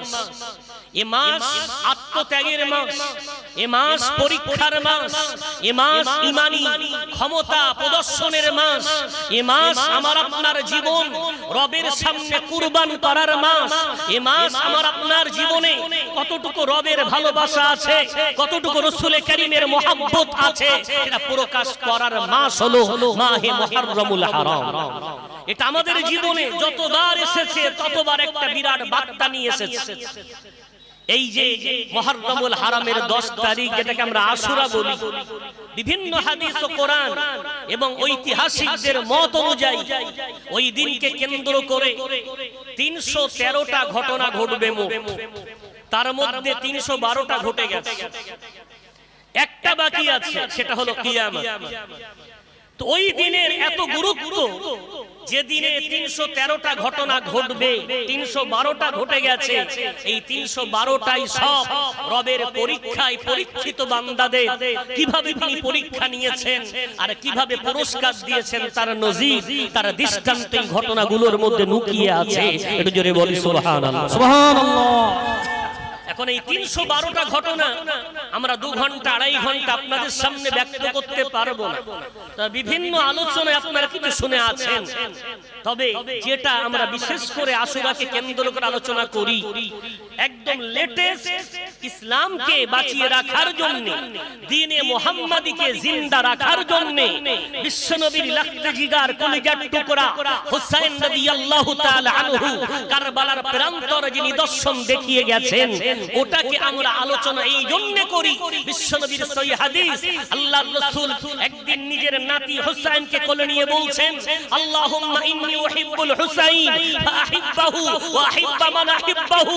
হে আল্লাহ, আমি হুসাইনকে ভালোবাসি, আর যারা হুসাইনকে ভালোবাসে আল্লাহ তুমি তাদেরকেও ভালোবাসো। আমার হুসাইনকে আল্লাহ তুমিও ভালোবেসে নাও। একটু জোরে বলা যাবে। সুতরাং সেই হুসাইনের ভালোবাসা, রাসূলের ভালোবাসা, হুসাইন রাদিয়াল্লাহু আনহু সম্বন্ধে বিশ্বনবী অন্য একটি হাদিসে বলেছেন, আল হুসাইনু মিন্নি ওয়া আনা মিনাল হুসাইন। হুসাইন আমার টুকরা আর আমি হলাম হুসাইনের টুকরা। একটু জোরে বলেন সুবহানাল্লাহ। সেই ভালোবাসা, সেই মোহাম্মত নিয়ে আমাদের বসা। তবে বসার আগে আমাদের নিয়তটা সঠিক করতে হবে, পরীক্ষা কিন্তু দিতে হবে। পরীক্ষায় আমাকে আপনাকে সফল হতে হবে। রব্বুল আলামিন তাই বললেন, ওয়ালানাবলুওয়ান্নাকুম, আমি অবশ্যই তোমাদেরকে পরীক্ষা নেব। কি কি পরীক্ষা তিনি নেবেন? নম্বর 1 তিনি বললেন মিনাল খাউফি, প্রথম পরীক্ষা নেব আতঙ্ক দিয়ে, ভয় দিয়ে, তেরাজ দিয়ে। নাম্বার 2 ওয়াল জুই, ক্ষুধা দিয়ে, অভাব অনটন দিয়ে, ক্ষুধা দিয়ে আমি আল্লাহ পরীক্ষা নেব। ওয়ানাকসিম মিনাল আমওয়াল, তোমাদের ধন সম্পদ হেরাস করে আমি আল্লাহ পরীক্ষা নেব। ওয়াল আনফুসি, মৃত্যু ঘটিয়ে আমি আল্লাহ পরীক্ষা নেব। নম্বর 5 আত-থামারাত, ফসলাদি নষ্ট করে পরীক্ষা নেব। বান্দা আমি দেখতে চাই এই কঠিন পরীক্ষাগুলোতে তুমি কেমন রূপ ধারণ করো। তুমি যদি ভাবো গোটা পরীক্ষাগুলো আল্লাহর তরফ থেকে হচ্ছে, ওয়ানাকসিম মিনাল আমওয়ালি ওয়াল আনফুসি ওয়াস সামারাত, দুনিয়ায় যত মুসিবত আসছে আল্লাহর তরফ থেকে আসছে, তুমি যদি এই ব্যাপারে ধৈর্য ধারণ করতে পারো, আল্লাহ বলেন অবাশশিরিস সাবিরিন, ধৈর্য ধারণকারীদের জন্য আছে আমার তরফ থেকে বিরাট পুরস্কার। জোরে বলা যাবে। তোমাকে অটল থাকতে হবে, অবিচল থাকতে হবে, অটুট থাকতে হবে। তোমাকে বুঝিয়ে দিতে হবে হাজার মুসিবত আসুক আমি রব ছাড়তে রাজি নই, হাজার মুসিবত আসুক আমি রাসূল ছাড়তে রাজি নই। কেন? নবী করিম সাল্লাল্লাহু আলাইহি ওয়াসাল্লাম পরীক্ষাটা কিভাবে দিতে হবে, আবু দাউদ শরীফের আমি একটি হাদিস তেলাওয়াত করেছি। নবী করিম সাল্লাল্লাহু আলাইহি ওয়াসাল্লাম বলছেন, মান ক্বাল, যারা জবান দিয়ে স্বীকার করে নিয়েছে, অন্তর দিয়ে বিশ্বাস করে নিয়েছে, যারা জবান দিয়ে ব্যক্ত করেছে কি রাদিতু বিল্লাহি রাব্বা, আমি আল্লাহকে রব হিসাবে পেয়ে খুশি, ওয়া বিল ইসলামি দীনা, এবং ইসলামকে ধর্ম হিসাবে পেয়ে খুশি, ওয়া বি মুহাম্মাদিন নাবিয়্যা ওয়া রাসূলা, মুহাম্মদ সাল্লাল্লাহু আলাইহি ওয়াসাল্লামকে নবী এবং রাসূল হিসাবে পেয়ে খুশি। এই কথাটা যারা মান্যতা দিতে পারবে, আমি রাসূল বলছি ওয়াজাবাত লাহুল জান্নাহ, তাদের জন্য জান্নাত ওয়াজিব হয়ে যাবে। একটু জোরে জোরে বলা যাবে না? জান্নাত ওয়াজিব হবে। রাসূল কারীমের মুখনিসৃত হাদিস। পরীক্ষা দিতে গিয়ে নম্বর 1 আতঙ্ক। কিসের আতঙ্ক? ঈমানের উপরে দাঁড়িয়ে থাকার আতঙ্ক। ঈমান নিয়ে বেঁচে থাকা কষ্টকর হবে, নামাজ পড়া কষ্টকর হবে, মুখে দাড়ি রাখা কষ্টকর হবে, রবের নামের তাকবীর ধ্বনি দেওয়া কষ্টকর হয়ে যাবে, ইবাদত করাটা কষ্টকর হয়ে যাবে। হাজার কষ্ট হোক না কেন, হে রব তুমি যতই পরীক্ষা নাও কেন, একবার যখন রাদিতু বিল্লাহি বিল্লাহি রাব্বা, আল্লাহকে রব হিসাবে আমি পেয়ে খুশি বিশ্বাস করেছি, আমি কখনো তোমার দরবার ছাড়বো না। এই পরীক্ষা দিতে পারলেই তুমি সফল হতে পারবে। একটু জোরে বলা যাবে সুবহানাল্লাহ। নারে তাকবীর, নারে তাকবীর। এ পরীক্ষা বিশ্ব নবীকে দিতে হয়েছে। সাইয়্যিদুনা মুহাম্মাদুর রাসূলুল্লাহ সাল্লাল্লাহু আলাইহি ওয়াসাল্লাম এতিম হয়ে জন্ম নেওয়া নবী মুহাম্মদ, বাপ হারা, মা হারা, দাদু হারা, পরিবার হারা, অসহায় দরিদ্র সেই নবী 40 বছর বয়সে নবুয়তের দায়িত্ব পেলেন। তার হাতে হাত দিয়ে ঈমান আনলেন মুষ্টিমেয় সাহাবা। অপরাধ কি? তারা মক্কায় চুরি করেছিল? না। তারা মক্কায় ফাসাদ ছড়িয়েছিল? না। তারা মানুষের উপরে আক্রমণ চালিয়েছিল? না। তারা হত্যালীলা চালিয়েছিল? না। তারা একটাই মুখ দিয়ে শুধু পড়েছিল লা ইলাহা ইল্লাল্লাহ মুহাম্মাদুর রাসূলুল্লাহ। এই কথাটা বলার জন্য মক্কার ভূমি তাদের জন্য সংকীর্ণ হয়ে গেল। প্রকাশ্যে এই কথা যে বলবে তাকে অ্যারেস্ট করা হবে, তাকে বন্দী করা হবে, তাকে জেলের ঘানি টানতে হবে, তাকে বয়কট করা হবে, তার পরিবারকে দুনিয়ার বুক থেকে মিটিয়ে দেওয়া হবে। অনেক রকমের আক্রমণের ফন্দি আটা হলো। বিশ্ব নবীর মতো ব্যক্তিত্ব কে? হাত তুললে যারা দোয়া কবুল হয়ে যায় কে? অন্তর দিয়ে যেটা চান রব্বুল আলামিন তার অন্তরের ফয়সালাই আমার আল্লাহর খুশি বলে গণ্য হয়। একটু জোরে বলেন। সেই রাসূল, সেই নবী কবছর জানে আতঙ্কে 13টি বছর মক্কায় কাটাচ্ছে। সাহাবারা আতঙ্কে 13টা বছর মক্কায় থাকছেন। কোরআনুল কারীম একটু মানুষকে পড়ে শোনাবেন, শোনানো যাবে না। আবু বকর রাদিয়াল্লাহু আনহু সম্বন্ধে ইবনে দাগিনা একজন মক্কার বড় পণ্ডিত এবং বড় একজন কাফেরদের লিডার। ইবনে দাগিনা সহিহ বুখারী শরীফের হাদিস। তিনি রাস্তা দিয়ে যেতে যেতে দেখছেন আবু বকর সিদ্দিক রাদিয়াল্লাহু আনহু চলে যাচ্ছে। দাঁড়িয়ে বলছেন, আবু বকর দাঁড়াও, কি ব্যাপার, কোথায় যাও? বলে, আমি আর তোমাদের এলাকায় থাকবো না, মক্কা ছেড়ে চলে যাচ্ছি। তুমি চলে যাচ্ছ মানে? তোমার মতো মানুষ এলাকা ছেড়ে চলে গেলে হয়, কেন চলে যাচ্ছ, কারণটা বলো। আবু বকর বলছেন, আমি একটু কোরআন পড়ি, আমি একটু নামাজ পড়ি, আমি একটু জোরে জোরে কোরআন তেলাওয়াত করি বলে মক্কার মানুষ আমাকে আর রাখবে না বলেছে। আমার পরিবারের উপরে প্রেসার দিচ্ছে, তাই বাধ্য হয়ে ঘর বাড়ি ছেড়ে চলে যাচ্ছে। ইবনে দাগিনা বলছে, আমি দায়িত্ব নিচ্ছি মক্কার ভূমিতে আমার জিম্মায় আপনি থাকবেন। আপনার মতো ব্যক্তিকে মক্কা ছেড়ে চলে যাওয়াটা শোভা পায় না। জোরে বলুন। দেখছেন আতঙ্ক, কোরআন তেলাওয়াত করায় আতঙ্ক, নামাজ পড়ায় আতঙ্ক। আল্লাহ বলছেন পরীক্ষা দিতে হবে। ক্ষুধা, খাওয়ার কষ্ট, কতদিন? 3 বছর বিশ্ব নবী এবং তার সাহাবারা শিয়াবে আবি তালিবে গাছের পাতা, বাবলা গাছের পাতা চিবিয়ে, তারপরেও ঈমান থেকে সরে আসেননি। আল্লাহ পাক রব্বুল আলামিনের ওই যে রাদিতু বিল্লাহি রাব্বা, আল্লাহকে রব হিসাবে পেয়ে খুশি, এই ব্যাপার থেকে সরে আসেনি। বাবলা গাছের পাতা চিবিয়ে খেয়েছে, তারপরেও জবান দিয়ে লা ইলাহা ইল্লাল্লাহ বলেছে। একটু জোরে বলাই সুবহানাল্লাহ। পরীক্ষা, অভাব, অনাটন, দুঃখ, কষ্ট, যাতনা যাই আসুক, আসছে কোথা থেকে? রবের পক্ষ থেকে। প্রস্তুত সাহাবারা প্রস্তুতি গ্রহণ করলেন, বিশ্ব নবী প্রস্তুতি গ্রহণ করলেন, ধৈর্য ধারণ করলেন। আল্লাহ বললেন, ধৈর্য ধারণকারীদের জন্য আছে অবাশশিরিস সাবিরিন। সুসংবাদ আছে এমন, তারা যদি মুসিবতে পড়ে তারা জবান দিয়ে বলে, আল্লাযীনা ইযা আসাবাতুহুম মুসিবাতুন ক্বালু ইন্না লিল্লাহি ওয়া ইন্না ইলাইহি রাজিউন। ও আমার আল্লাহ, আমরা সবাই তোমার কাছ থেকে এসেছি, এসেছি, মুসিবত তোমার পক্ষ থেকে আসছে। আল্লাহ তোমার যত পাঠানো মুসিবত আসুক না কেন, আমরা তোমার কাছ থেকে এসেছি, তোমার কাছেই চলে যাব। আমাদের এতে কোনো দুঃখ নাই, পরীক্ষা নেন, কিন্তু আমরা কোনোদিন ঈমান থেকে সরে যাব না। আল্লাহ বলছেন যদি তোমরা জবান দিয়ে কথাটা বলতে পারো যে আল্লাহর পরীক্ষায় আমরা খুশি, আল্লাহ বলছেন তাদের জন্য আমি আল্লাহ উলাইকা আলাইহিম সালাওয়াতুম মির রাব্বিহিম ওয়া রাহমা, রবের পক্ষ থেকে অফুরন্ত রহমত ও বরকতের দুয়ার খুলে দেব। একটু জোরে জোরে বলা যাবে না? রহমতের দুয়ার খুলে দেব, বরকতের দুয়ার খুলে দেব, আর একটা পুরস্কার দেব, উলাইকা হুমুল মুহতাদুন, এরা হেদায়েত প্রাপ্ত হয়ে যাবে, এরা কোনোদিন পথভ্রষ্ট হবে না। একটু জোরে বলা যাবে? আমার বর্তমান প্রেক্ষাপট ভারতবর্ষ তথা গোটা পৃথিবীর মুসলমানদের বর্তমান পরিস্থিতি আপনাদের সামনে ওপেন।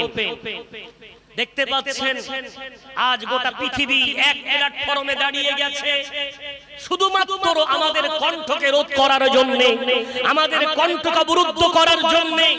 যত সমস্যা আমাদের মাইকের আল্লাহু আকবার ধ্বনিতে, যত সমস্যা আমাদের মাথার এই টুপিতে, যত সমস্যা আমাদের এই মুখের দাড়িতে, যতই সমস্যা আমাদের তাকবীর ধ্বনিতে, যতই সমস্যা আমাদের ইবাদত বান্দেগিতে, কিন্তু সমস্যা হয় না।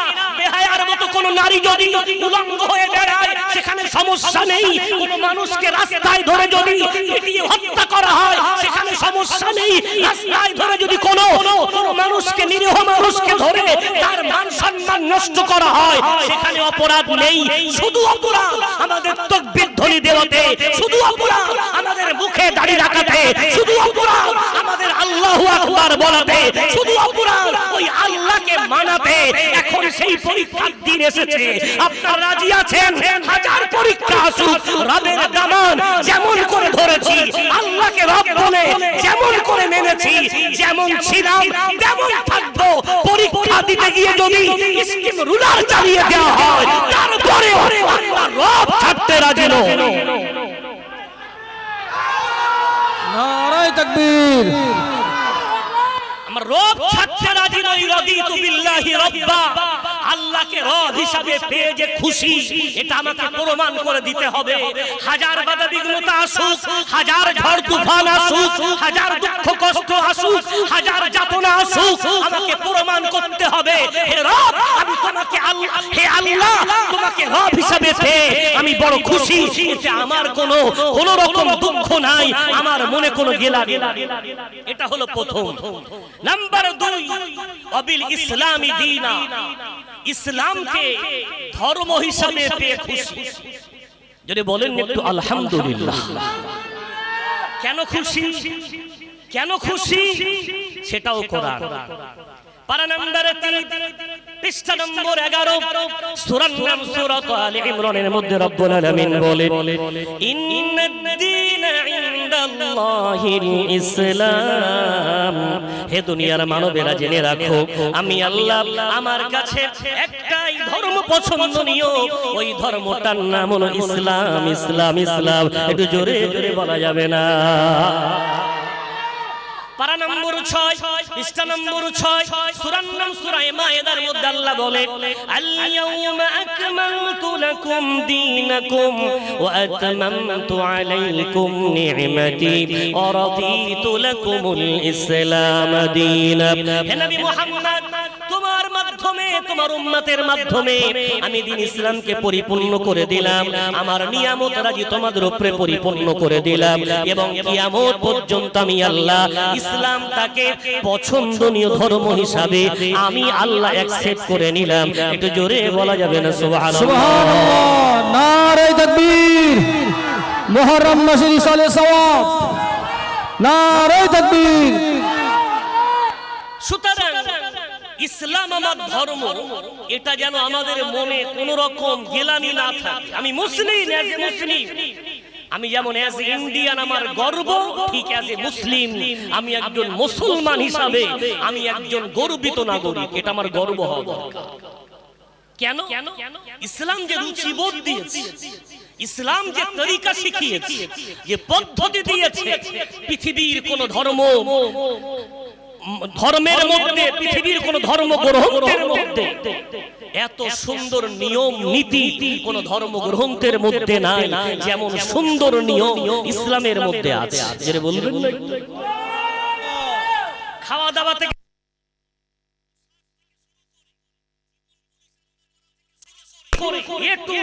জীবন ব্যবস্থা, ইসলামের জীবন ব্যবস্থা এত সমুন্নত, এর কোন তুলনা ইতিহাসের বুকে, এর কোন তুলনা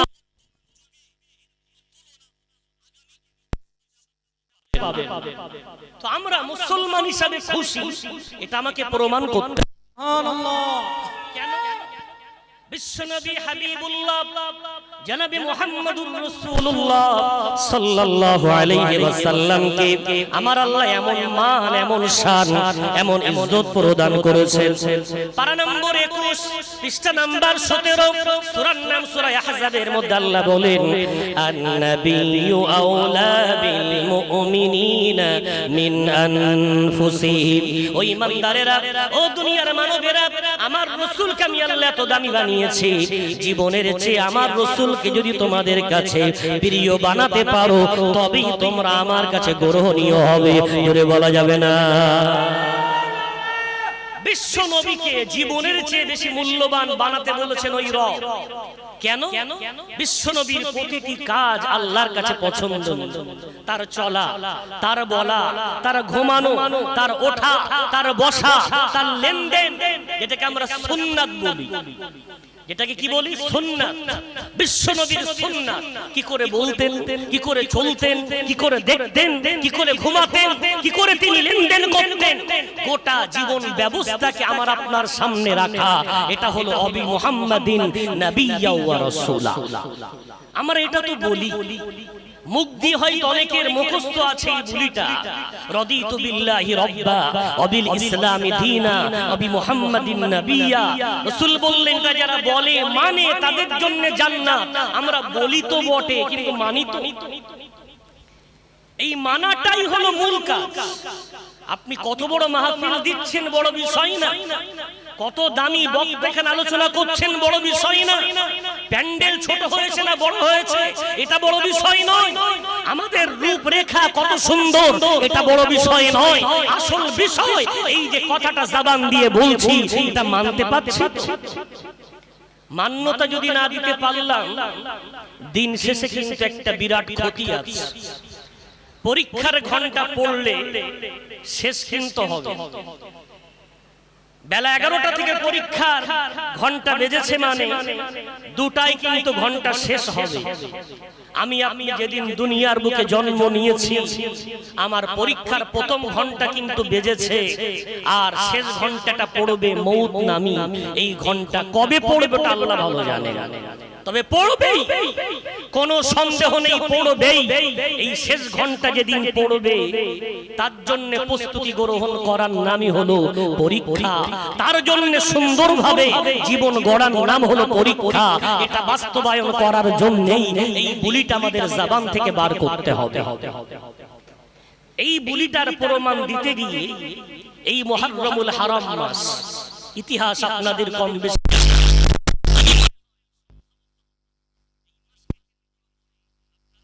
5-7 বার আলোচনা করেছি। অনেক কথা আপনারা শুনে আছেন, শুধু তার থেকে যেটা আজকে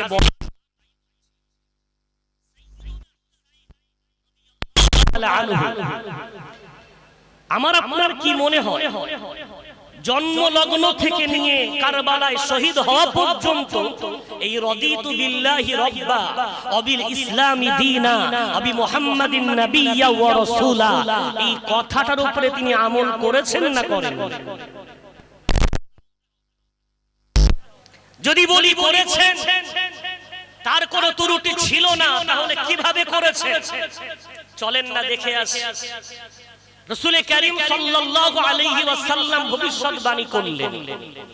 রাসূলের ভবিষ্যৎবাণী মানে পূর্ব আকাশ থেকে সূর্য উদিত হওয়াটা যেমন সত্য, রাসূল কারীম বলেছেন মানে ওটা হবে, এটা ঠিক তেমন সত্য। রাসূল কি বললেন? খিলাফাতুন নবুওয়াতি 30 সানাতান। রাসূল কারীম সাল্লাল্লাহু আলাইহি ওয়াসাল্লাম বললেন, আমি যে খেলাফত কায়েম করলাম, আমি রাসূল ইন্তেকাল করার পর এই খেলাফত আরো 30 বছর অব্যাহত থাকবে। এই 30 বছর অতিবাহিত হয়ে যাওয়ার পর তারপরে রাজতন্ত্র শুরু হবে।